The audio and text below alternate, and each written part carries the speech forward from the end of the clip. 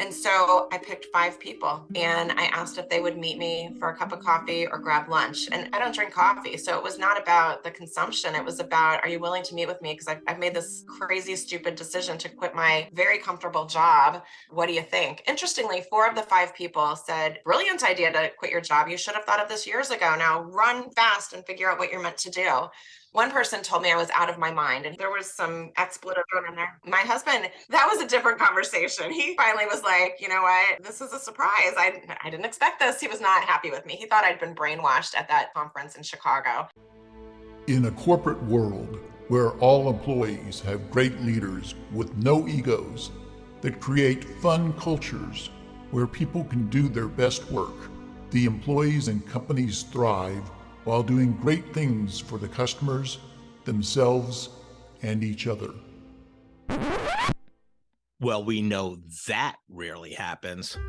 I'm Jeff Palacio. I have been a leader for over 40 years for every t-shirt size company, from small 16 employees to extra large over 1 million. Please join me while I interview outstanding leaders that will share stories of great leadership and not so great. It will help you become a better leader while poking fun about all the crazy shit that happens in corporate America. Welcome to the Corporate Couch with Jeff Palacio and part 2 of his conversation with Alana Muller. You'll want to listen to part 1, but for right now, let's listen as Jeff discusses with Alana her career in networking and coaching. So about 10 years at Sprint, you leave there. And did you go into your own business at that point?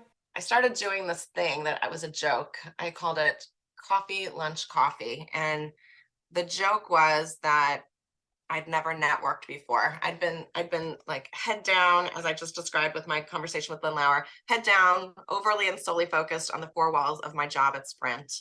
And I was really community involved. So, I was the president of a not-for-profit organization, and I was, helping to raise money and organize events and build houses, but I didn't really network. I mean, I had a lot of friends, a lot of community friends, but I found that when I was out and about in the community doing my community stuff, it was a very discrete, specific experience. We didn't talk about work.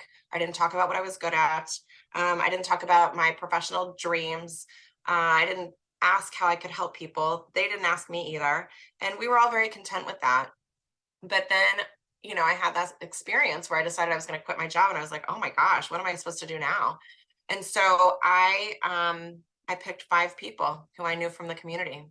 And I asked if they would meet me for a cup of coffee or grab lunch. And my joke was, I don't drink coffee. So it was not about the consumption. It was about, are you willing to meet with me? Because I've made this crazy, stupid decision to quit my very comfortable job. What do you think? And so interestingly, 4 of the 5 people said, brilliant idea to quit your job. You should have thought of this years ago. Now run fast and figure out what you're meant to do. One person told me I was out of my mind, and he was not that polite about that. There was some. Was that your husband? No, my husband, that was a different conversation. He finally was like, you know what, this is a surprise. I didn't expect this. He was not happy with me. He thought I'd been brainwashed at that conference in Chicago, but he got over it. And so anyway, no, it was not my husband, but it was one of the 5 people I asked to meet with me. And it's a person who, he cared about me. He cared about my family. He only wanted my success and happiness. But he told me in no uncertain terms that I was out of my freaking mind, that I'd never have a job title like I had at Sprint. I'd never have the resources that I had at Sprint. And I would never make as much money as I was making at Sprint. And what a fool I was to even consider leaving such a company. So it was back to that mindset that we talked about. And at the time, this is a man who was probably in his late 60s. Of an older generation, obviously, to me at the time.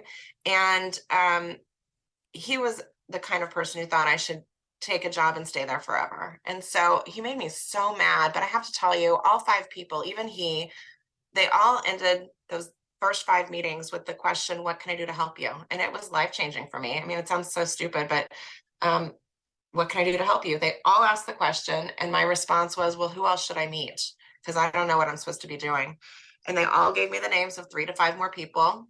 So I went and met with those people, and they all were very generous, and they all gave me the names of 3 to 5 people.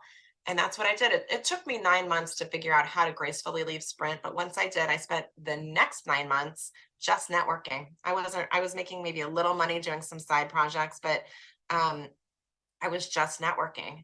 And it totally changed my whole perspective. It changed everything for me. I was doing some little consulting assignments. I ended up taking a full-time consulting assignment with a construction company called McCowan Gordon Construction, and it was wonderful. They were just phenomenal to me. I was a contractor, but they treated me like an employee. They made me feel like I was part of their family. And I was researching a potential business to start for them, which we did not end up starting. Frankly, because I couldn't figure out the financials for it. It was not a money-making opportunity that I could figure out. And interestingly, some construction companies have added that idea to their portfolios, but not as standalone businesses. So, had I understood construction better, maybe we could have figured out a way to do it. But for me, it was just an incredible bridge, because it was at that time that the Kauffman Foundation reached out to me to say, we have a 16-year-old program that we're thinking of turning into its own entity. Would you like to come research that and do some work for us? And so I ended up going to the Kauffman Foundation. And that was supposed to be a consulting gig, and it became my full-time engagement, and I was there for almost 5 years. And so at Kauffman, I ran a company called Kauffman Fast Track, which trained entrepreneurs to start and grow companies. And it was a phenomenal experience. I had the most amazing team. 2 people who are still close friends, Michelle Markey and Scott Carson. And Scott Carson in particular, I think I credit him with really teaching me how to network. He's one of the most amazing networkers. For him, it's kind of a game. He's an amazing salesperson. And so we became sort of networking buddies, and he kind of taught me how to stay in the game, how to stay connected to people, how to reach out in a graceful way, how to then share the riches of those interactions to help other people. And so I really credit him with helping me figure out my networking approach. And, interestingly, he doesn't love the expression coffee, lunch, coffee. He thinks it's a little too loosey-goosey. And, for me, it was a joke. It was just the way I structured my day: a morning meeting, a midday meeting, and an afternoon meeting. But for him, he would much rather, go to somebody's office and be on their turf so that he can, help to explain why the product he's selling might be meaningful to them. But having had the opportunity to work with him directly was really special. And so, that journey after Sprint was remarkable. I mean, it allowed me to create the thing that is now my whole life. Toward the end of my time at Kauffman, one of my clients, then called the Vail Leadership Center, they contacted me and they said, we'd like you to come out to Vail to experience our approach to entrepreneurial education and development. And I said, no, I didn't want to go. And the thing is, I love Vail, but I thought it was going to be like this crazy kumbaya, let's hug it out kind of thing. And I was resentful that they wanted me to give up a weekend with my family to come experience their approach to entrepreneurial education. And so I kept saying no, and they kept insisting that I come out there. And so finally, I said yes, and thank goodness that I did. But that was 2013. I went out to Vail, Colorado, and there were 7 of us in this little cohort. And the facilitator just sort of broke down my defenses. I was sort of going to have none of it, but she had us do all kinds of exercises, value setting exercises, thinking about what we wanted our legacy to be, what was more meaningful and important to us. And by the end of the weekend, we were kind of in hook, line, and sinker. And she said, congratulations, team. You've reached the final exercise of the weekend. I'm going to give you 30 more minutes. And in 5 words or fewer, I'd like you to state your life's purpose. And honestly, that was not my kind of thing. I thought that would be just silliness. And so on Friday, had she said, you're going to state your life's purpose by Sunday, I probably would have left, because I just thought that was so ridiculous. But after all these exercises and all this thinking and consideration, it took me about 30 seconds. I didn't need 30 minutes. And she looked at me after she gave the instructions and she said, okay, hotshot, I can see that you're done before we've started. What did you write as your life's purpose?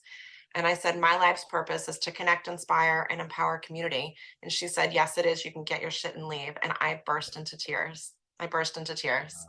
And I'll never forget calling Mark on my way back to the Denver airport. And I said, he's like, hey, how's the event in Colorado? And I said, it's great. I need to talk to you. And he said for the second time in our marriage, oh, you went off to another weekend. And he said, are you calling to tell me you're quitting your job? And I said, I am. And he said, I was ready for you this time. Because what had been happening is that during my time at Kaufman, I never gave up coffee, lunch, coffee. And in fact, by then I had started writing a blog. I had written a book on the topic of networking. And it became sort of my obsession that building relationships and helping other people to build better, more meaningful professional relationships. And so by the time we had finished that weekend, and I had this life's purpose, I was ready to start pursuing my life's purpose. And so, it's interesting how all roads sort of lead you on your path. And, we started this conversation talking about entrepreneurship. I told you I ended up going to work for the Kauffman Foundation to train other people how to start and grow businesses successfully and effectively.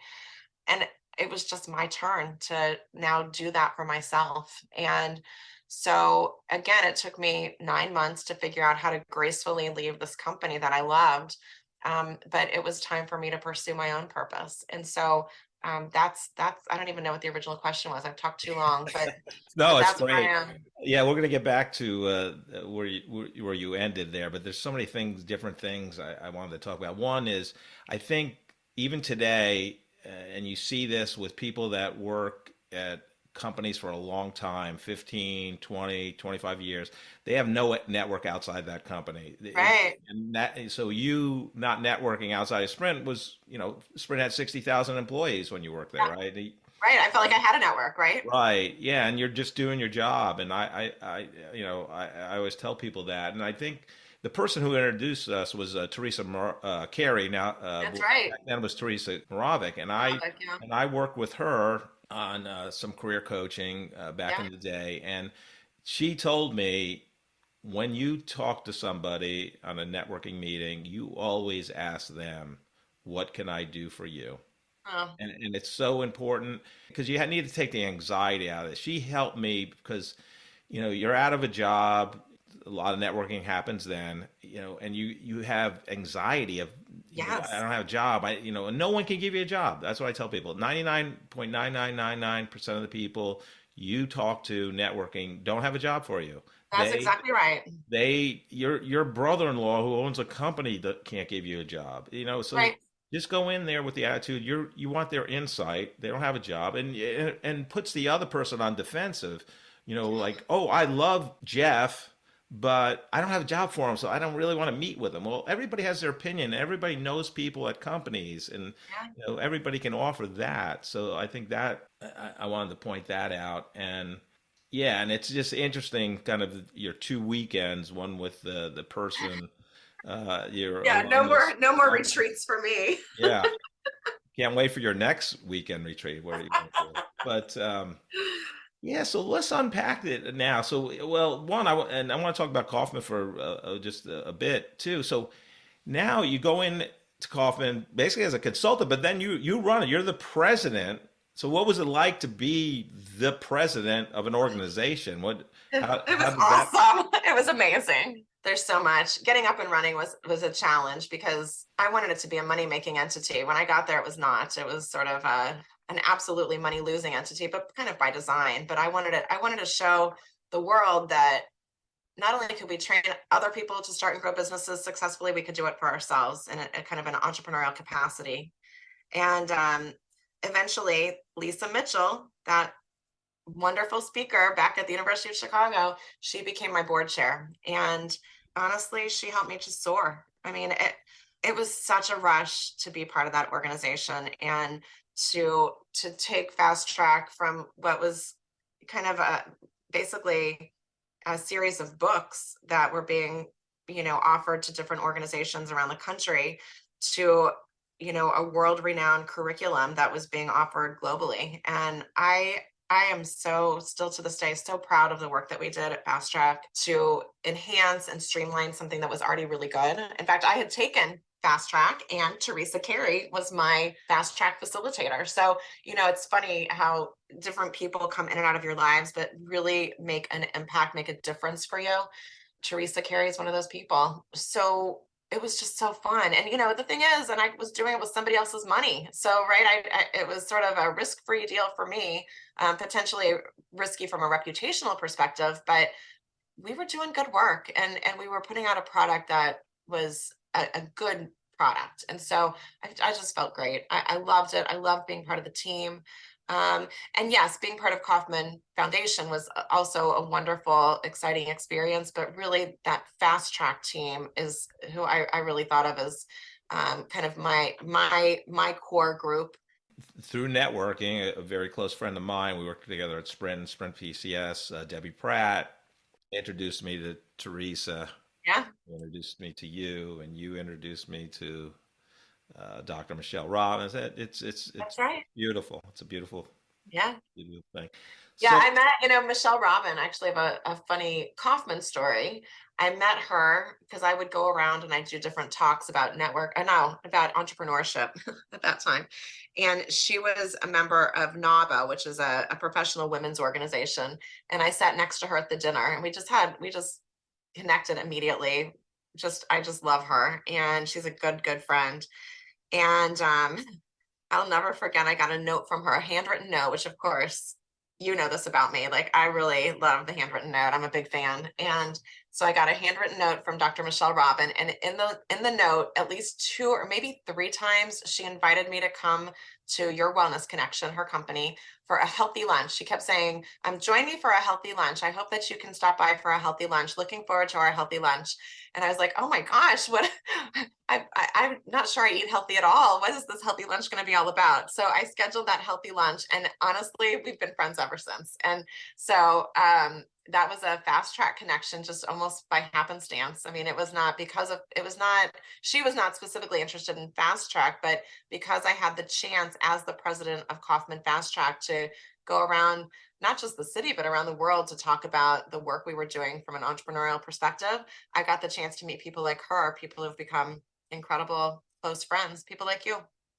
so you go to this workshop in Vail, 2013, and then you and I met in May of 2014, and that was, I still remember the email. It said, I reached out to you via Teresa, and you said, I'm undergoing a career transition myself. I'm about to leave Kauffman Fast Track. So Yeah. what made you think of coffee, lunch, coffee, and that whole, what you were going to do to help people? So I published my book. And by the way, I didn't have a book in me. We talked earlier, I was a math major. I mean, I was much more comfortable with numbers than words. So I did not have a book in me. I was not excited about publishing a book, but I'd been doing all this networking, and people started asking me to network with them.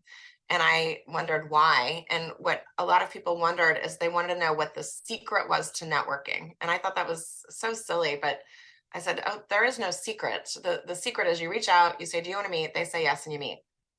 And people would say, no, I get that. How did you get so well connected? And so they wanted more of like a process discussion. So I started keeping an outline of my approach to networking. Maybe I gave you a copy of that outline, but I had this outline. And so when people would ask for the secret recipe for networking, I would give them a copy of the outline, and people were like, yeah, this isn't very helpful. And so I'd had 2 experiences. One is that I'm a huge Warren Buffett junkie. I love Warren Buffett. I call him Uncle Warren. I know it's weird, but anyway, love Warren Buffett. And I had seen a guy that I worked with at the Kauffman Foundation at the Berkshire Hathaway annual meeting in 2011. And we really were not friends yet. And so the day after we got back from that Berkshire Hathaway annual meeting, and by the way, I went 17 years in a row. So it was a thing for our family. It was like the annual pilgrimage to Mecca or Omaha is really where it was. So he knocks on my door the next day at the Kauffman Foundation. He's like, I didn't know you were so into Warren Buffett or Berkshire Hathaway. And I said, oh, yes. And so we have a conversation about it. And he's like, listen, I'm going to take this class at the University of Nebraska called The Genius of Warren Buffett. Do you want to take it with me? And I said, yes. I didn't even know what it was. And I said, yeah, I want to take it with you. So what it was is the professor promised to teach all the students everything there was to know about Warren Buffett, the man, the myth, the legend. And what that meant was basically his investment style, what he was like as a parent, as a husband, and as a sibling, as a son, as a politician, as a philanthropist, as a manager, all these different views of Warren Buffett. And the way it worked is that every Friday, this guy, Monroe Richardson, we would meet up with two other people who were taking the class with us in Omaha. We'd meet up at the Kauffman Foundation. We'd jump into one of the cars and drive together to Omaha in time for the 2 o'clock kickoff of our course. And we'd go to class from 2 until 9. Then we'd walk across the street. There was a Courtyard by Marriott across the street from the university, and we'd get a little rest, and then we'd come back to school the next morning for an 8 o'clock start time, and we'd go to class until 3 o'clock, get back in the car and go back to Kansas City. And that happened every other week for 6 weeks. So 3 weekend sessions. And we knew that after learning everything there was to know about Warren Buffett, that we were going to be tasked with making a recommendation of an investment idea along the lines of something Warren Buffett would be interested in investing in. And we were going to present that idea to a panel of experts on the investment style of Warren Buffett. And so our Kansas City crew came up with an idea, and the professor held true to his word. He had a panel of experts on the investment style of Warren Buffett. It turns out that there was just one person on that panel, and the panelist's name was Warren Buffett. And that was crazy. It was just crazy. I mean, it was like an out-of-body experience. He bought us all lunch. We had cheeseburgers, French fries, ice cream sundaes, and cherry Cokes. And as we were drinking our cherry Cokes, he was telling us how much money he was making with each sip, because Berkshire Hathaway is a big investor in Coca-Cola. And it was awesome. So that happened. That was October 30th, 2011. Also, during that time, I had seen a TED Talk. I'd seen this 3-minute TED Talk, probably for me, the most impactful TED Talk I've ever seen. And I've seen a lot of them. I've given a few of them, and this was still the best TED Talk for me ever. It's by a guy named Matt Cutts. He was one of the early employees for Google. And so what he says in his 3-minute TED Talk is, I am a programmer at Google. There's nothing finer on the planet than being a programmer at Google. But I decided at some point that there had to be more to life than simply programming at Google. I needed to expand my mind. So I decided that every 30 days I would try something new. And so 30 days, I took a beautiful photograph every day. And at the end of 30 days, I ended up with a great portfolio of 30 incredible photographs. Another 30 days, I gave up sugar, and I hated it so much that day 31, all I ate was candy. Another 30 days, I rode my bike to work every day, and I love it so much that now I only ride my bike to work. And he said, and then came the month of November. And he said, November, there is this kind of cult-ish thing called National Novel Writing Month, or NaNoWriMo for short. And if you follow the rules of NaNoWriMo, you end November 30th with a 50,000 word novel. And the rules are that you're not allowed to go to bed each night during the month of November until you've written 1,667 words. And he said, so I did this. And he said, on November 30th, I proudly emerged with a 50,000 word novel. And he said, now, it is the worst novel known to humanity. But now at a cocktail reception, when somebody says, what do you do? He says, I proudly say I'm a novelist. And so I loved that. I thought that was hysterical. So, okay, so I told you that I have this lunch with Warren Buffett on October 30th, and I have a lot of energy following this experience. So I get back to Kansas City, and 2 days later is November 1st. It's about to be National Novel Writing Month. And I didn't want to write a novel. And I didn't care about 50,000 words. But if you recall, I had that outline. I had that outline of all the networking tips that I was handing to people, the secret recipe for networking. And so I got myself a blank calendar, the kind with the squares on it. And I wrote in the month of November, and I put, November 1st through 30th in the squares. And so I took my outline and I transcribed with a pencil. I transcribed and I wrote one topic for each day during the month of November 2011. And I had been doing this funny thing that I thought, or joke that I called it Coffee Lunch Coffee. So I went to GoDaddy.com and I purchased the URL coffeelunchcoffee.com. And so for 30 days from November 1st through November 30th, 2011, I was going to blog on the topic of networking. So I used National Novel Writing Month as a structure to hold myself accountable for writing every day and for publishing every day. And I didn't think anybody would ever read that blog, but it turned out people read the blog. And so all of a sudden people started submitting blog topics to me.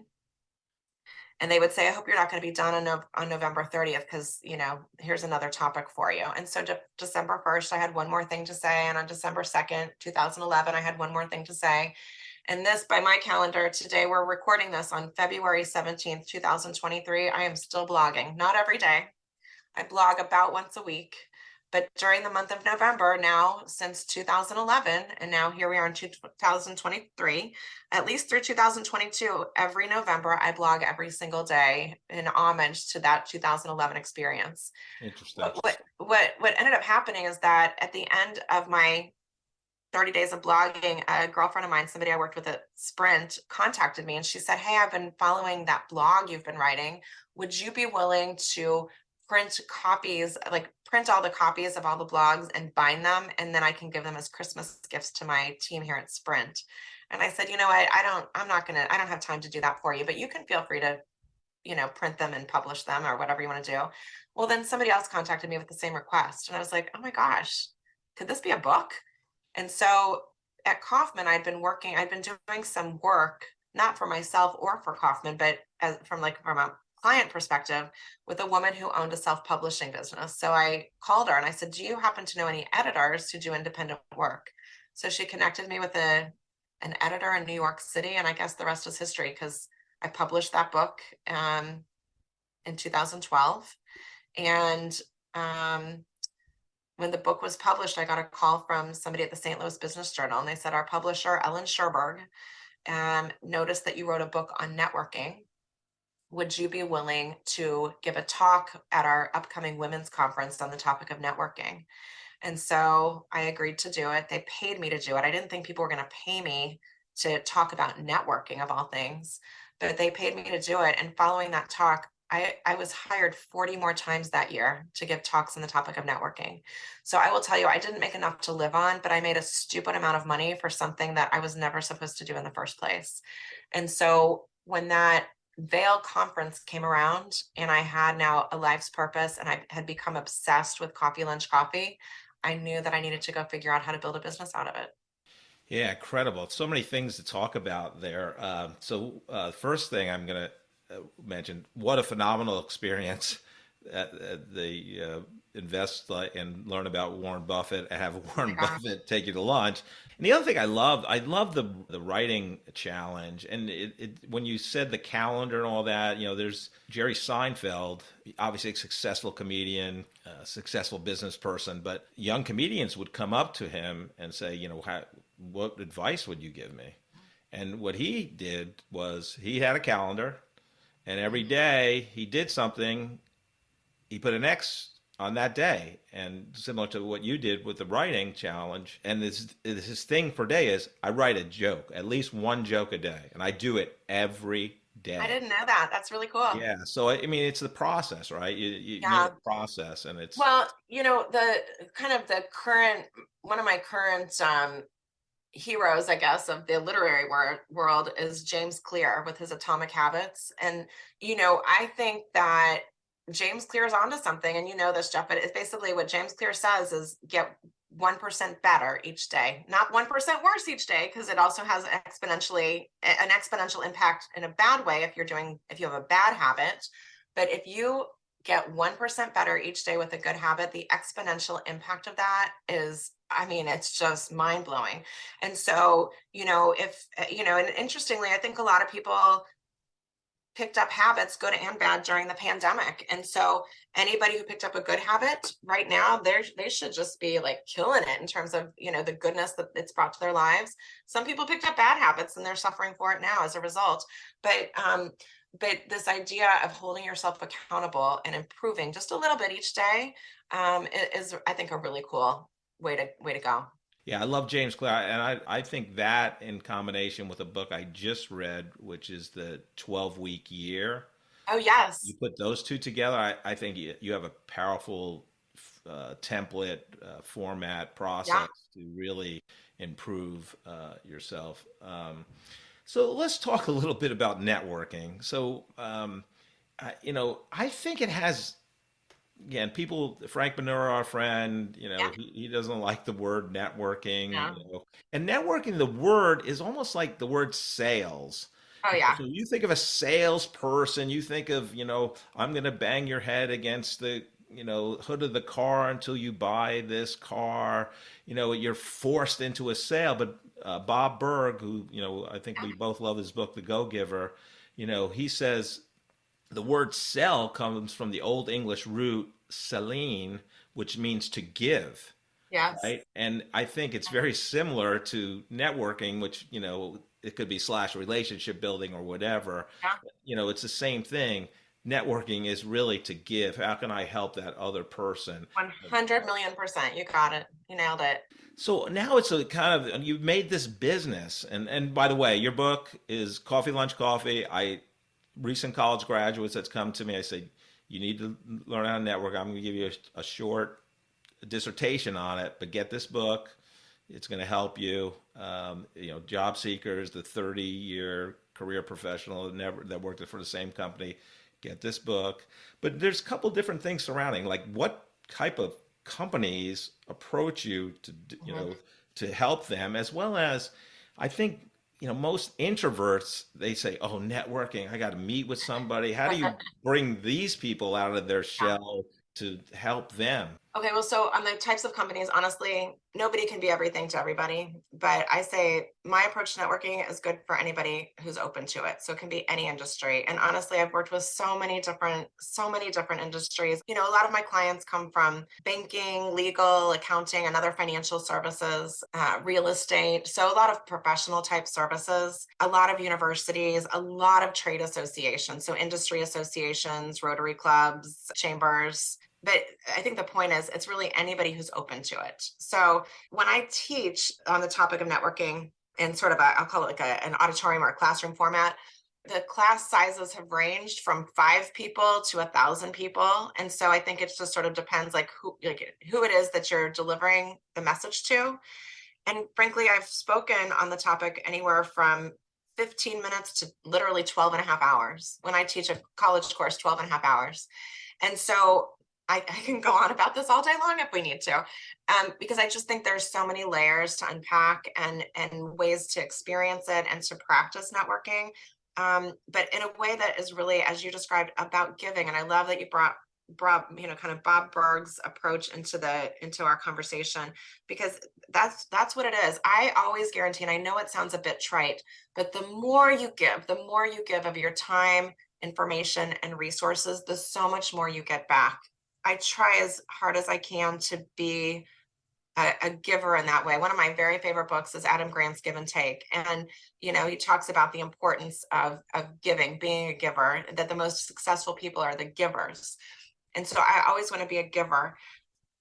What's interesting though, is I feel like what I've given pales in comparison to what I've gotten back. And so again, I know it sounds a little trite and esoteric, but when people are generous, when you do start the conversation or finish the conversation with what can I do to be helpful to you? Oh my gosh, the gifts that come back are just unheard of. And the other thing is, it doesn't have to be one-to-one. So it doesn't have to be that, I did something for you, so now you have to do something for me. It's not quid pro quo, right? It's the, I know people talk about paying it forward, but I'm not even sure it's paying it forward. It's just like, be open, be generous, and then you won't even believe the gifts that come back in return, and from places unexpected. When I think about even my current book of business, and honestly, thank goodness I'm knocking on anything I can.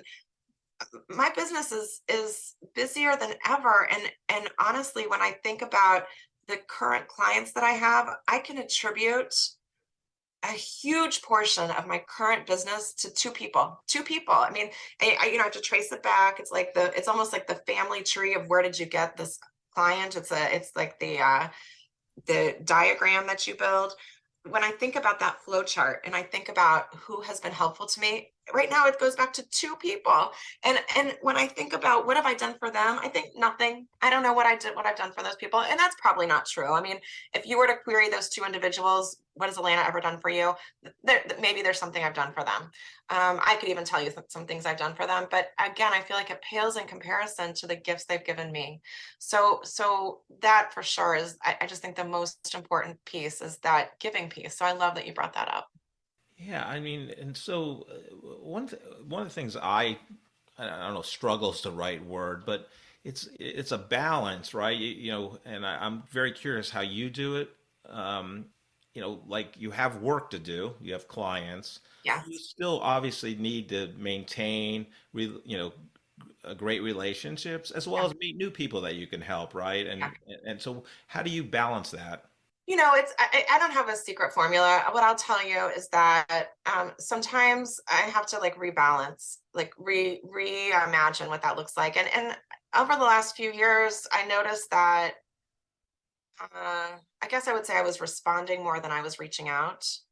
And I wanted to bring that more into balance and even like events. So the pandemic aside, I would say, yes, of course, over the last 3 years, but even before that, I was going to fewer and fewer events as a guest, and I was more a host or a speaker or some other function at the events I was going to. So I've made a real concerted effort over the past year and a half or so, whether they're virtual events or now, thank goodness, more in-person events, to go to more things. You know, you and I, while he was hosting them, you and I both showed up pretty frequently to Randy Powell's video podcast that he was doing. And you know, but that's the kind of thing that I actually had to calendar. If I didn't calendar it, I didn't show up. And I was realizing I wasn't showing up more frequently than I was showing up. And that's just not who I am. I wanted to show up. I wanted to be somebody that people thought should be there. And when I wasn't there, I wanted people to miss me. And I realized that people weren't missing me anymore because I wasn't showing up. And so, you know, so I have to keep myself in check, just like everybody. I mean, you know, I don't think that there's anything like mystical about somebody who's a good networker. It's somebody who makes an effort to show up and show up not just for themselves, but for other people. I will tell you my favorite approach to networking, and you know this very well about me, is not group networking or not networking events. I much prefer doing what we're doing now, sitting down and having a conversation, although it feels very selfishly one-sided right now. Um, but I much prefer to sit down with somebody else and one-on-one, or, you know, 3 people having a conversation. I like the intimacy of that, but I do find networking events to be very efficient. And so I think, again, I'm going to go back to the word balancing that as a concept. So not only am I responding to requests to get together with people, but I'm also reaching out and reminding all of our listeners today that it's really important to continue to cultivate the relationships you have. I think the relationships you have are way more important than the relationships to come, because you already have them. You have to continue to nurture them. You know, you were talking about our pal Frank Bonura earlier. Frank has a very structured approach to keeping in touch with people. He's very intentional about it. I'm probably less intentional. Not probably. I am much less intentional. For me, I think that if you've had an authentic relationship or an authentic interaction with somebody today, if you come back together in a month's time, 6 months time, 6 years time, people are still going to remember that authenticity, that good warm feeling that you left them with during the last interaction. And so it will be authentic again. It's like when people say that, you know, they haven't seen their college pal in, you know, 20 years, and they just pick right back up where they left off. Well, the reason you pick right back up where you left off is because your interaction was authentic. It was meaningful. It was special to both of you. And so that's really what I try to create when I am interacting with people. And so back to your question, how do I maintain that, or how do I make sure that it happens? I have to keep myself in check and manage that process.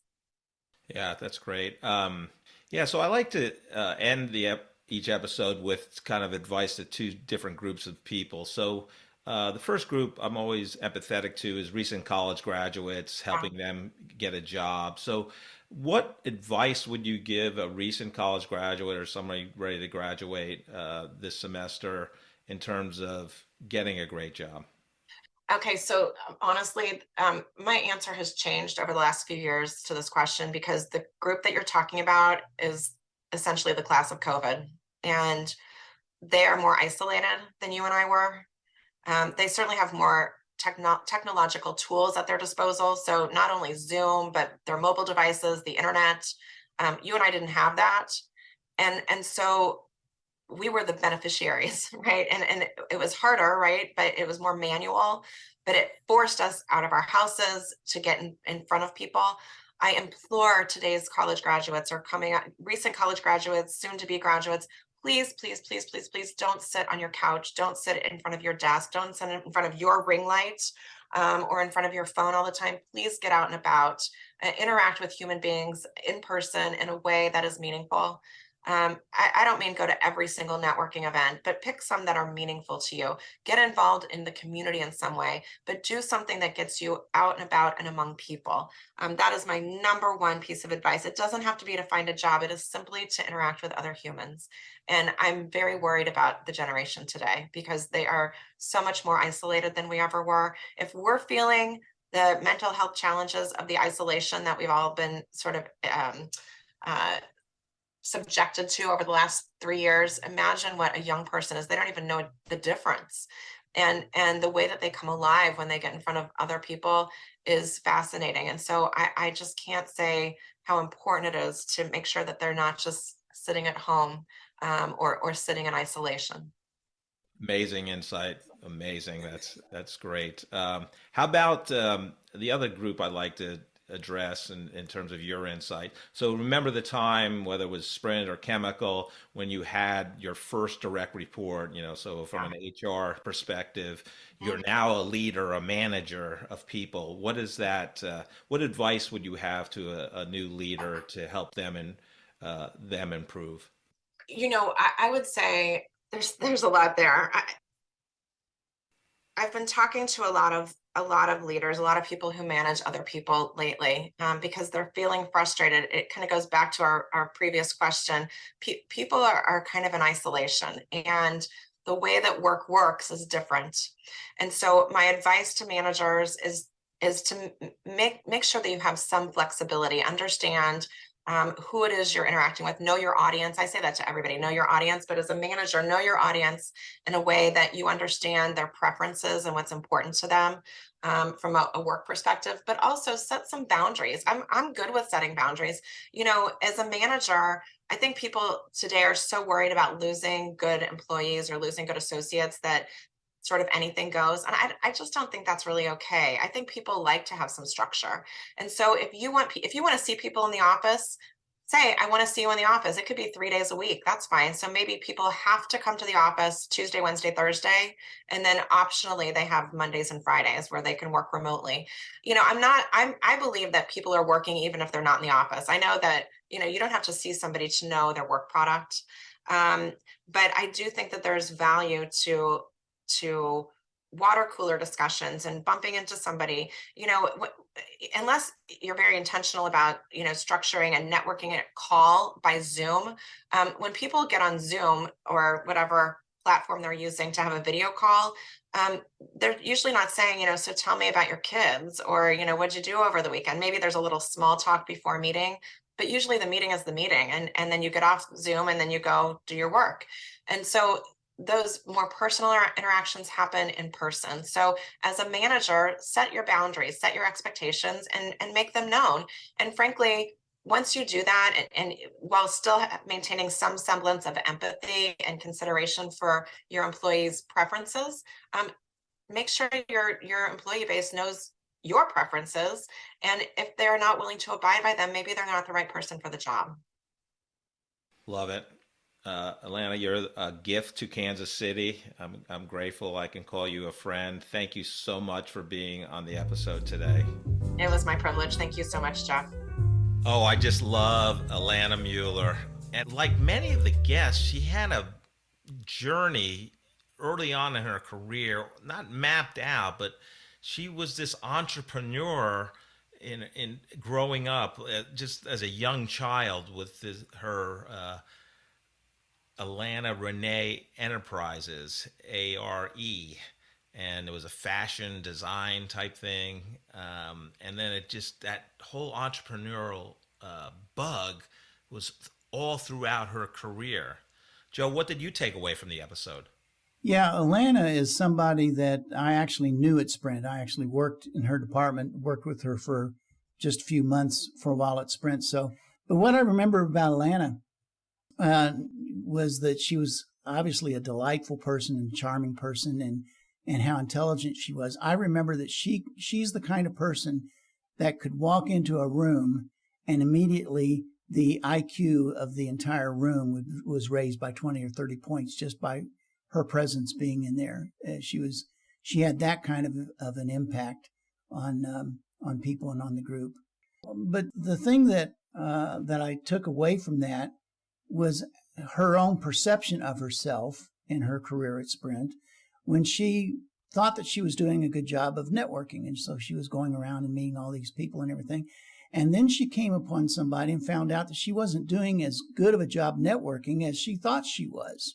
That she thought she was the expert at networking, and found out that she was unknown to this very influential vice president, because he said, I'm not going to hire you, but I'm going to mentor you.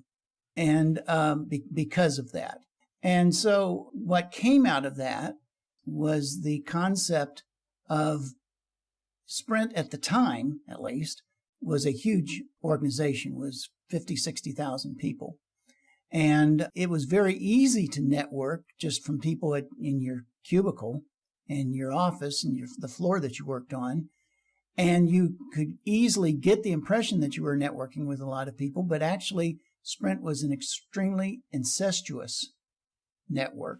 That is, everybody there knew everybody, but they didn't necessarily go out of that network. So what she had to do was to ask people, hey, introduce me to 3 to 5 people. And she would network with them. And then now you introduce me to 3 to 5 people and network with them. And that's how she finally broke out of the idea of this incestuous network of dealing only with Sprint people. And I think that's something that people have to remember when they're in a big organization, is to get out of that organization every once in a while and make sure that you are coming up for air and looking outside of your company, even outside of your industry, making sure that you're establishing connections with as broad of a group as you possibly can. Yeah, I see with job seekers all the time that work in 15, 20 years at the same company. They have no support system, network system, relationships outside their organization.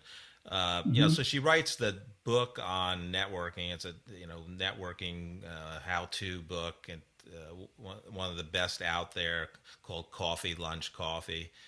Were you surprised that she doesn't drink coffee? Yeah, I don't know how she came up with that concept. If she doesn't drink coffee, I didn't realize that. It makes sense to me, but why she would even name it that then? I think it's I don't know. That's a good title: Coffee, Lunch, Coffee. Yeah, right? yeah.